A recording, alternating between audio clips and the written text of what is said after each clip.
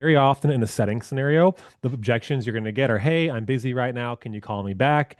And so what I like to do when we bake this into our setting script for our team is right after we do the, hey, John, right? Hey, John, it's just Brian from Alex Schlinsky's team.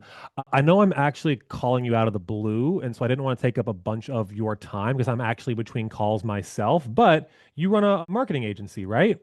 And so what I just did there, I'm gonna try not to go too far down this rabbit hole because I love this stuff. But my intro for appointment setting always has two softball questions. It's always, "Hey, John, right? Hey, Caden, right?" And just making sure I'm talking to the right person. Cool.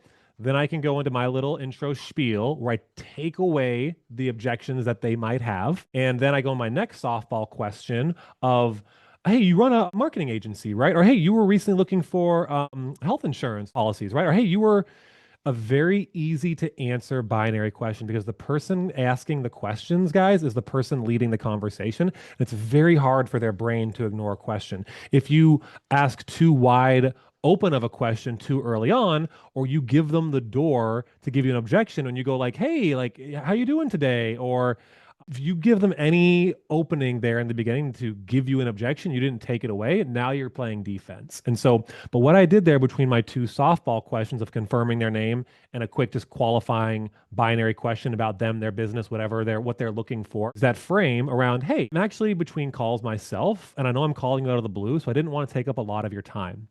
And so you're immediately acknowledging, look, I'm calling you out of the blue. You're not expecting this call because they might be like, why are you calling me? Or and two, I'm telling them I'm not going to take a lot of their time because I'm elevating my status that I am busy as well. I am between calls. And so that puts a lot of people at ease. And now you don't have to play defense.